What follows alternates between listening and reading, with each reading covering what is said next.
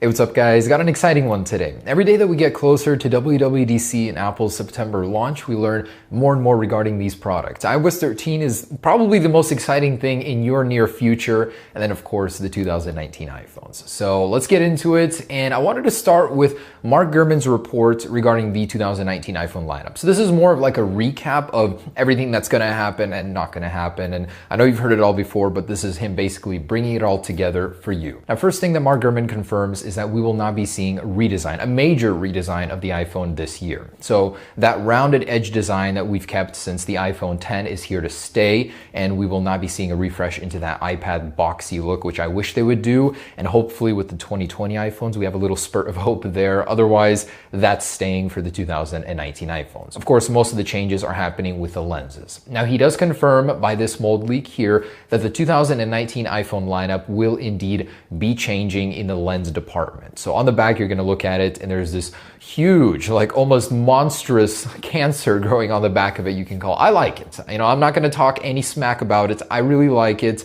I think it'll take a lot of learning, a lot of growing on you to actually appreciate this design, but there's very good reasons from an engineering standpoint why it has to be this way, and I'm sure Apple will explain that at their event. But we are getting that triple lens on the iPhone 11 and 11 Max and the iPhone 11R, which we don't know what it'll be called. Again, that's just my naming for it. We'll also have that dual lens with that squared off design. So that is here to stay, and Mark Gurman himself does confirm that. Now, the housings of the iPhone 11 and 11 Max will be about 0.5 millimeters thicker. We did hear about this earlier. The lens will be shrinking. So the lens itself will not protrude as much seemingly because the housing is growing to meet it. It's a little bit of an illusion, but it certainly will be true. The lens itself will not be as thick. The body will be 0.5 millimeters thicker. And that's a good thing. Thicker phones are definitely welcome on my end because it means you can get a bigger battery. It means that Apple has more room to put some features and other things inside of the iPhone instead of, just sacrificing things for a thinner frame, which doesn't make any sense. Now, he also goes into detail regarding those cameras and their functions. So on the 11 and 11 Max, he says that those cameras will be responsible for an ultra wide frame, and as a result, you'll get increased zoom as well. Now, he does go into detail regarding the 11R, and he says that one will have just increased zoom. He doesn't mention that it will have an ultra wide camera, where before we heard it might. So that's up for grabs. Apple might differentiate the lineup by not giving the 11R an ultra wide, where you'll have to upgrade to the more expensive and lucrative option to get it. Now, Mark Gurman has confirmed that the Apple A13 Omega has begun the testing phase in April, and later this month, it might finally enter production, of course, through TSMC. They will be exclusively producing this chip this year. Next year, Apple's looking at other manufacturers, but TSMC is going to be handling this one. I'm so excited. This is going to be a great chip. And of course, on these chips this year, Apple has dedicated sections for different things, such as AI, VR processing, and so on, and Apple will be focusing on that, especially this year. Now, Mark Gurman says that Apple will have a new feature where you can actually remove and add people back into frames using the power of the Apple A13 Omega. That's just amazing. Like, you're going to be able to do so much that you couldn't last year just because of that improvement and surge in power from the Apple A13. I'm so excited. So there's definitely going to be a very big section of the A13 carved out for the image signal processor, and I'm very curious about what Apple's going to do, but so far we know they're doing a lot with the camera features. Mark Gurman confirms that you will be able to charge your AirPods 2 on the back of your iPhone 11, so that reverse wireless charging is happening, and it's going to start with AirPods 2. Eventually, we'll see AirPods 3, and that's supposed to happen late 2019, early 2020. We'll definitely get into that later, but right now, at least Apple's adding this. And Mark Gurman does confirm that Apple is extending its in-house chip design to both Macs and modems. So we did know about this, but it's good to hear it from a person that knows what he's talking about. Apple is certainly working on modems. There's no debate regarding that, and they are working on Mac chips as well. Eventually, they're going to transition away from Intel's chips and go straight into ARM. That's going to be a very, very interesting transition, kind of like the PowerPC days, but I'm sure they're going to trump Intel in every single way. Okay, now we actually have the entire color scheme for the iPhone 11R. Mac Takara has made it clear that Apple will be replacing two colors with two other colors. So the new arrivals are lavender and that green we've been hearing so much about. It's going to be a lime green, says Max Weinbach, so I'm tying that in there. But we're going to have that lime green, a very subtle lavender, and that's the color that I've missed on Apple's Spectrum for the longest time. They don't have a purple, a very subtle kind of just a very lovely lilac purple almost on the iPhone side. So the entire lineup is going to be white, black, yellow, red, lavender, and that green. So we're replacing blue and coral with those two colors. Honestly, those are my favorite colors of the iPhone XR lineup, but maybe Apple realizes that and you just can't have everything that you want. And by the way, so I saw my render being reposted on r/iPhone and you guys like it without the lens. So I wanted to show that to you guys, what it looks like without the lens protrusion itself. And I honestly like it. It's weird. It looks a little alien, a little scary there, but it could work. And one day maybe the technology will get there, but we certainly are not there yet. With today's technology, there's just no avoiding a lens bump. Like that has to happen, but with a good case, which I hope to provide in the future, you guys will not notice that bump whatsoever, so it's a non-issue. Just people that want to complain will complain about it. The people that don't care and want better quality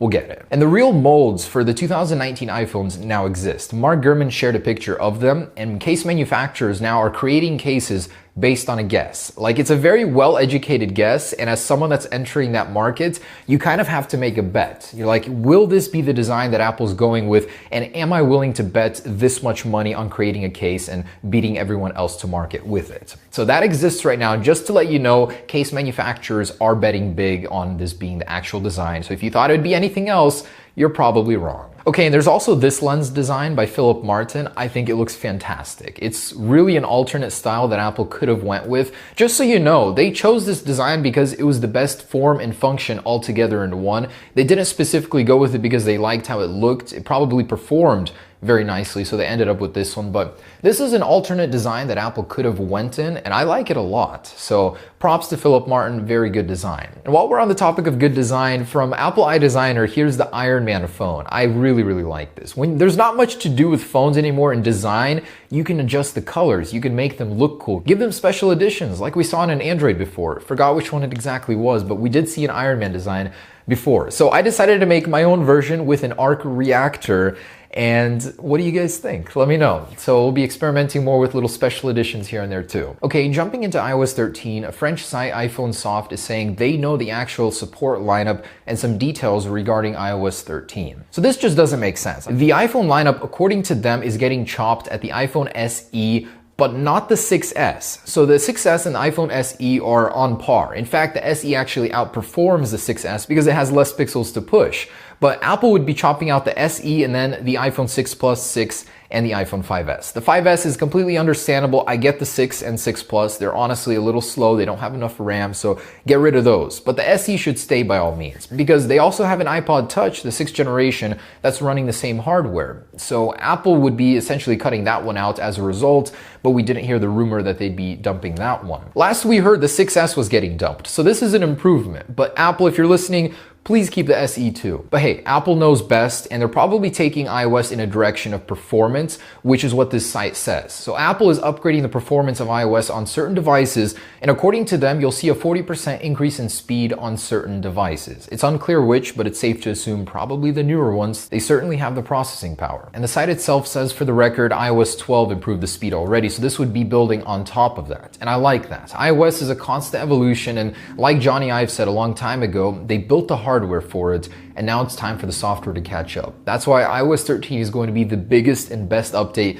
to iOS ever. And the way it seems with the iOS 13 features we've heard of, Apple is giving us everything at once. They're making up for all that lost time, and I love it. Now the iPad support looks a little better. The iPhone support with the SE being dropped looks grim, but the iPad is just losing the iPad Mini 2 and the first generation iPad Air, which is not that big of a deal. They're still supporting so many iPads here. So safe to assume if you have a relatively newish iPad, you're getting the latest and greatest. And the way we see it on iPad is Apple likes to share the interface with all devices, the no home button support. Every iPad gets that. It would only be fair for the iPhone to get that as well, but at least the iPads get sort of the same UI. And Benjamin Geskin has posted the Apple Card, so they've begun arriving to Apple employees. He had to Photoshop his name in, as of course they can't share that information, but it looks good. There's an actual box for it, not box, more like the envelope for it, and the setup menu itself has leaked, so that'll be happening at WWDC. I'm sure Apple will have a concrete launch date then. And I wanted to clarify something. So I made a mistake in yesterday's video. I was looking for the W1 chip or H1 chip clone